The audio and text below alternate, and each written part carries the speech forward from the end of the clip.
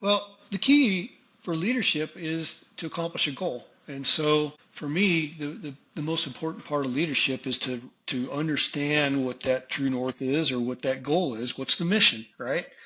And then to create a strong enough vision for people that they can accomplish that mission without you having to tell them what to do on a day-to-day basis, right? So it's really about building the vision, getting everybody rowing in the same direction, make sure you have all the right people rowing in the same direction. But in the end, leadership is about accomplishing a mission. And so it's about working with people to get that mission accomplished together so that you all win. Welcome to the True Leadership Podcast, where we sit down with executive leaders to explore what leadership really means through the lens of their stories, their wins, their struggles, their vision, and their lessons along the way. I'm Ty Hammond, founder of One Mountain Leadership and creator of the True Leadership Approach, an awareness-based path that helps leaders shift their focus from what to do about their problems to how to grow from them. Whether you're just stepping into leadership or are well-seasoned and at the top of your game, your potential won't be realized following someone else's script, but you can draw insights from their stories and turn it into wisdom by putting it into practice in your own life. Welcome to the True Leadership Podcast, where we explore the essence of leadership beyond tactics and performance by sitting down with executives to hear what matters most to them. I'm your host, Ty Hammond. Today's guest is Mark Richtermeyer. Mark is a visionary executive and entrepreneur with more than 25 years of experience leading high-growth technology and professional services organizations. As Senior Vice President of Artificial Intelligence and Professional Services at Nexus Tech, he's built and scaled national teams while pioneering secure AI solutions that drive measurable business results. A former CEO and founder of the Spitfire Group, Mark combines strategic foresight with operational discipline to turn innovation into impact.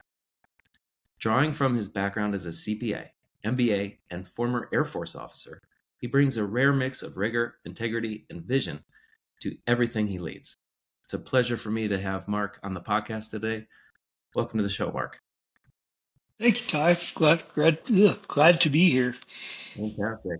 Well, I always start here. Every leader has a beginning. Of course, who we are as leaders at work and in life, it starts taking shape long before we make it to any position of executive leadership or executive office. I'm curious, who is someone from your early life or in their early experience that really shaped the kind of leader that you are today? Well, I think, in a lot of cases, there's upbringing. My father was a really great leader, a good business guy, a man of great integrity. And I think it starts there, but I've had a lot of good examples in the Air Force. I had several good leaders. I had several terrible ones too.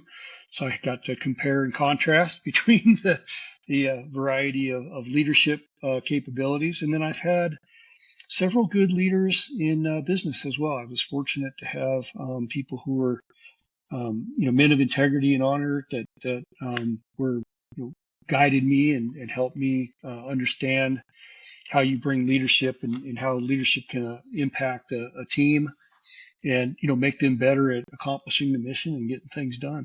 So I've had a lot of good examples there. Yeah, I'm curious, is there any particular early experience or maybe like from your father or from one of those experiences? What's one way that you see the way that you were shaped as a leader carrying through in the leadership and the leader that you are today? Sure. I give you a few examples. I had one really interesting example when I first started in the Air Force. I was what they call a Mustang officer. So I started out as an enlisted guy. I was in college, went into the Air Force as an enlisted guy, but I was, had a little bit more college and a little bit more age than a lot of the standard 18-year-old recruits. So when I went to tech school, they made me what they called a student leader, which was insane. So I was basically in a barracks with 1,000 people, and they made me in charge of it. I was like a 21-year-old kid with just basically a country kid from Wyoming that was good fly fisherman and a hunter, and bottom line was that here I was, and they basically just abandoned me. They just it's like, hey, we don't want to do this anymore. You're in charge of these 1,000 people. Make sure they get to class on time.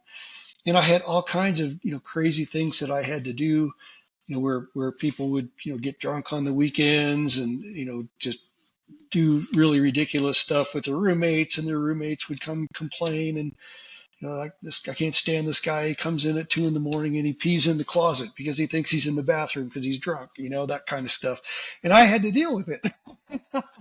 And I was given, no support. So I was basically thrown right into the fire and had to learn how to navigate that on my own, and with, limited ability to actually do much other than like just use just leadership and personal skills to try to resolve that stuff.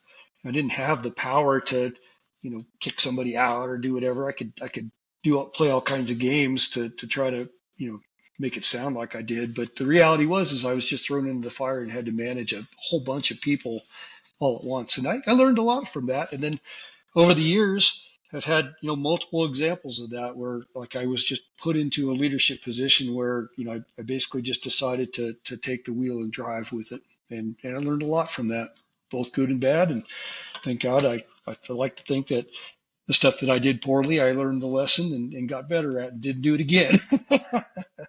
There's something so interesting what I'm really pulling out from that is the particular constraints in that situation, right? You mentioned Mhm. like here you are, you're dropped in, you have all this responsibility, the manager's dilemma, right? All the Right. responsibility, none of the authority to really, Authority. Exactly. right? But boy, what an opportunity that those constraints made in order to say, well, what do I have? What can I Can do? I What do? do I What work can with? I do? And that, Right. I mean, talk about, under fire. That truly is the like melding Yep. of a thing, in Exactly right. the Exactly right. And then, as time went on and consequences became higher, you learn how to do that even better, right? You just hone that skill of, well, what can I do? Yeah, I may not have all the authority I need, and I may not have all the resources I need, but how can I be scrappy? How can I figure this out? What can I do to create win-win solutions for people, right? Like, that was the key, is like, if I could create a win-win for everybody, then it worked out. So that's where I was shot for.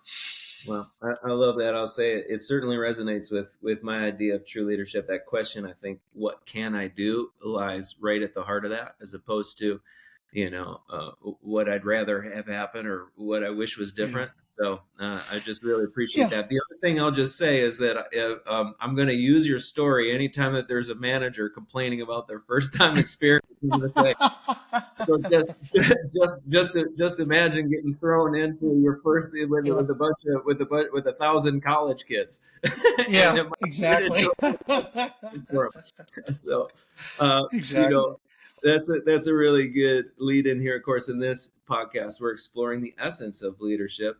What I call and consider true leadership. Of course, that's going to mean different things to different people. So I'm curious, what does true leadership mean to you, and what makes a true leader in Sure. your eyes? Well, the key for leadership is to accomplish a goal. And so for me, the most important part of leadership is to understand what that true north is, or what that goal is. What's the mission, right? And then to create a strong enough vision for people that they can accomplish that mission without you having to tell them what to do on a day-to-day basis, right?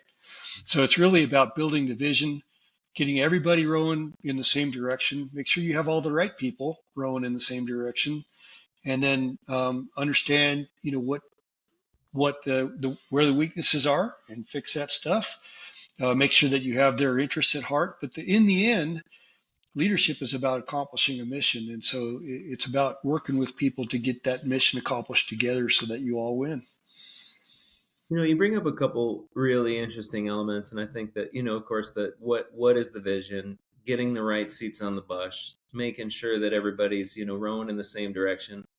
I'd be Yeah, curious to, pick your brain and your wisdom a little bit more deeply here for any of those elements. What's your way of ensuring yeah, that, for example, that folks are actually rowing in the same direction? How do you go yeah, about that's great. doing that? Yeah. So I think the first thing is you got to build a vision, right? You got to, like, here's what we're going to do. Here's what success looks like. Sometimes I'll use lots of tools like back brief. So, all right, now I just explained that vision. You explain it back to me now. You tell me in your own words what the vision is and what success looks like. And if we can agree on what that is, then we're all going in the same direction. The next thing is to create a cadence of communication. Like, all right, so here's where we're going to check in and make sure that we're all getting to the next stage of where we want to be, and everybody's got a number, right? Like, hey, you have a metric that you're working to. We're gonna compare against that scorecard each week. Like, all right, this is the scorecard. Every week at 9 o'clock on Monday morning, we're gonna show the scorecard. We're all gonna look at it together, just like the scoreboard on the game, right? And we're all going to know where we are, and you're responsible for this particular metric on the scorecard. And everybody knows that you're responsible for that metric, so I'll expect you to show up with that metric ready to roll. And if you're not meeting the metric, I'll plan to get there, right? Yeah. Yeah, I think it's really powerful. There's a couple things that I hear in there. One is, I think of the difference between being aligned to the sports analogy, like being aligned in the locker room versus getting out in the game, right? Yeah. And something that you said there, which I really love, the back breathe piece, just because I've had my own experiences with this. The way what I call it is defining the terms. I've literally in working with leadership teams have gone in and they've said, okay, our vision is this. We're going to improve this, in our Yeah. organization, and everybody's totally on board. And I go, okay, everybody define this now. And everybody's Yeah. definition is completely different, which means there was Different. act. Yeah. Hard, Yeah. And hard. Please. there's another component to that too, which is repetitive. You have to sometimes you as a leader, you have to say that same story over and over and over and over again until you're sick of hearing it. But they have to hear it because they got to know that you're consistently trying to get to that North Star or that mission. Here's the mission. Here's what success looks like when we get there. And then, of course, once we get there, we'll define a new one. But you got to define it and you got to say what success looks like. And then you got to let them, they're going to be the ones that get you there. You're not going to get it there. It's getting them to get you there, right? And so once you build that vision, you keep people on track, and then you turn them loose because they'll surprise you with the amazing ingenuity and things that they're willing to do to get to that mission. Yeah, it sounds like that collective accountability and the transparency on right is a big piece of that. I hear that consistently. It's bigger than something bigger than ourselves, right? And part of something. Absolutely. So, Yeah. uh, it really it has me think. Of course, every leader faces moments that test and shape them. I'm curious. Can you share about a particular experience that really challenged you and became a turning point, maybe in your own leadership journey? Um, yeah, I actually can talk about something that's kind of going on right this minute, right? I've been at Nexus Tech now for uh, closing on 6 years, which I never expected that to happen. I expected to be here for 3. When I came to work here, um, the CEO was one of my clients at my company. And when I sold my company, I was kind of bouncing around looking for the next thing to do. I was too young to retire. And so he said, "Hey, I've got a professional services team that is really kind of a mess. You think, I know that you're really good at that. Could you come over and lead that?" And so I came to the company expecting it to be kind of a 3-year tour of duty, fix this pro surf team up. And I ended up doing a lot more than that. I ended up building an entire consulting group, an entire virtual CIO team, and building out an AI services and building AI services internally as well. But about 2 years ago, that CEO left the organization. They had decided that the growth wasn't where they wanted it to be, even though it was kind of exceeding market numbers. It wasn't really where the investors wanted it to be, and they brought in a new one, and it was different then, right? So the culture that I had built with that CEO, as a team, was very quickly changing, and the thing that I recognized just recently was that the the new culture, where the old culture fit with my values, the new culture does not fit with my values. And to finally realize that, like, hey, I am now doing things that I don't believe in, or I'm going to be asked to do things that I don't believe in. It was time for me to resign, and so I just recently resigned. I'm still working out the last few weeks here, but I will be leaving this organization, and that was a defining moment from a leadership perspective for me.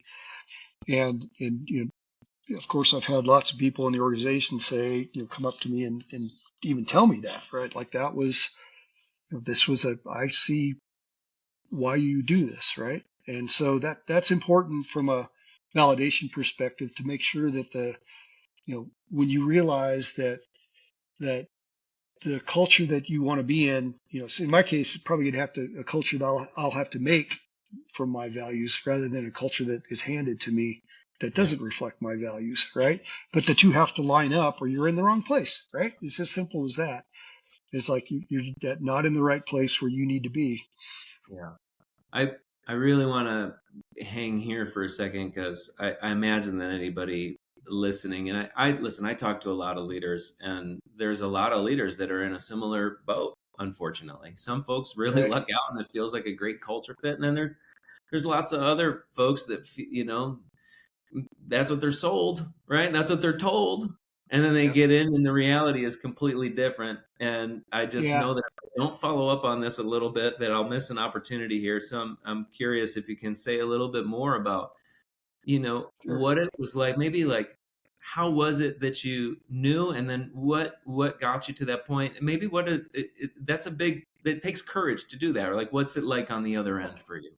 Yeah, I think part of it is I've been an entrepreneur for a long time, and I'm pretty entrepreneurial in my approach to things, and so that means I'm not afraid of the unknown, of the ambiguity and the the not knowing what's going to happen next, right? So it's a little scary, but I'll figure it out. I'm always good at figuring it out, right? So confidence in yourself, that's a big part of it.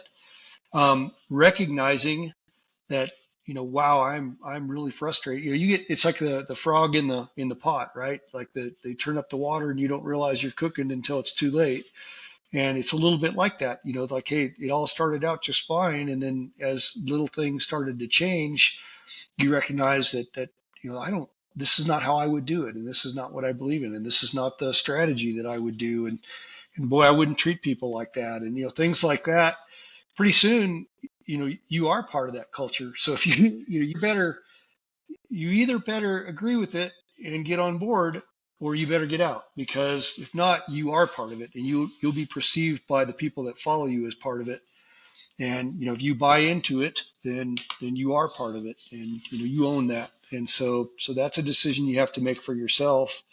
But it's also, it matters because a couple things. One, you're going to see this small world. I mean, you're going to see these people again. You go to the next place, you're going to run into the clients, you're going to run into vendors, you're going to run into employees, and you want your reputation to reflect your values and what you believe in. Not what you were handed to from the perspective of somebody else's idea of what how they want to run things or what they want for the culture, right? Some people are, you got to understand that, they don't care about culture. And in this day and age, I sort of feel like I see that more and more, where we went from where they said, culture was king. If you really wanted to grow a great company, you should have a great culture. And then there's other, I see it today in some of the way companies organize. It's like, I don't care about that. I'm going to sell this place, and in 13 months, and when I do, I don't care. I'm leaving, right? So there's sort of that, and that comes through in their leadership style, and that it's hard to believe that somebody would want to buy that. But if you're just buying clients or something like that, maybe you don't care. So it's one of those it's one of those things where you got to recognize it, or you're caught up in that, and you will be defined by that culture in how you lead people, and that's going to stick with you, and that carries forward into the next thing that you do, right? Yeah.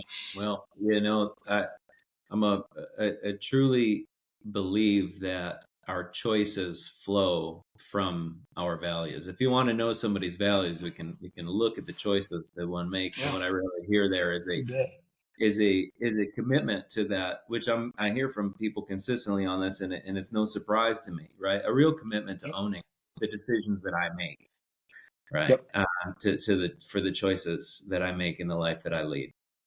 Yep. Yep. And I would admit fully that I have always been slow to make a change. It's like I commit to something. I grew up in Wyoming in this cowboy culture where you do what you say you're going to do, and it's the most important thing that you do, right? And so if I commit to something, I'm like so fully committed to it that to think of anything otherwise is impossible. And so sometimes I would find myself going too long and recognizing that I'm in the frog in the the proverbial frog in the hot pot, right? And so now I'm getting now that I'm old, I'm getting better at recognizing Yeah, well, that is the gift of wisdom. Me too over that. here. I Yeah, try to get it yeah, sooner and sooner. I just have to say, just because in my own contemplations of integrity, this is one of the reasons why, and I think that the go-to maybe definition of integrity for people is doing what you say you're going to do, and I just think that's a really sometimes a potentially uh, uh, at least limited view of what integrity is, because, and this is why I'm extremely careful about the promises that I make, because to your point, me saying, I want to be careful to the yeah. extent that me doing what I say I was going to do does not mean that I have to be out of my integrity in order to do it. Right. Yeah, great point. Yep. Yep. Great point. Be careful what you promise. That's it. That's it. Well, leadership, of course, is also about what we pour into ourselves. Thinking of your journey as an entrepreneur, as a leader, what's been the most valuable investment that you've made in yourself, and what difference has it made for you? Oh, well, let's see. A couple things. One was when I had my own company, we were having some good years and decided that I wanted to invest in my leadership skills. And so I looked around and I actually found an organization that I thought was top notch. It was called the Center for Creative Leadership in Colorado Springs, and they had their flagship course was called Leadership at the Peak. It's like a week long course where you had like all kinds of expert coaches and I don't know philosophers, every kind of leadership expert you can imagine, and you get put in with a group of other executives that from a cross section of different industries. And first thing they do is they do a 360 review of every personality, whatever disc and all the thousands of tests that you could possibly take, and they do it inside your company. So they're talking to your engineers and your accountants and your business partners and everybody in your organization. So everybody is you know picking on you, right? And then when you go into this course over the week, they basically unfold that. It's like I think it was like 20 different assessments, and over the course of the week, they go through all of them with you and explain where your strengths are, where your weaknesses are, what where your blind spots are, and how you can all the things, right? I Sure. think they even took blood tests, right? They took blood tests and they go through your nutrition, and they were appalled when they learned I had they said, well, what's in your freezer? Like, oh, I got an elk and an antelope and Fully analyzed and dissected. It sounds like you were. yeah, exactly. But it was great, and it was both affirming that I was already a pretty good leader, but it was also I got to learn a lot of things about myself and learn some really valuable stuff about where my weak spots were and what I needed to do to make sure I had those covered. And those have been interestingly. I did this probably 15 years ago, and I have found that all the same weaknesses that I had 15 years ago are still the ones that I have to put in check today. And so, I take great care to do that. One of the things that I do when even every person that I hire that reports to me, I do something. I go through a PLP, a personal leadership philosophy with them. So I had written up this document that has basically endured over many years. It's like, hey, here's what's important to me. These are the things that I value that are important to me, and it's going to be important to you because this is how I will look at you, right? I, value excellence. I value commitment. I value integrity. I value open and honest communication. I don't have, put your ego at the door because I'm going to leave mine at the door and we're going to work on solving problems. Right? And we might have a spirited discussion, but when we walk out of the room, we're all on the same page. And then I had parts of that personal leadership philosophy that was like, hey, here are my strengths, but here's the areas that I need you to cover that are my weaknesses. I'm not a very detailed person. I'm going to be looking at the big picture. I need you to make sure that we get the details covered. Like all these different things that like, hey, here are my blind spots, and I know that I'm likely going to be very mission driven, and I may forget your feelings because I'm looking at the target.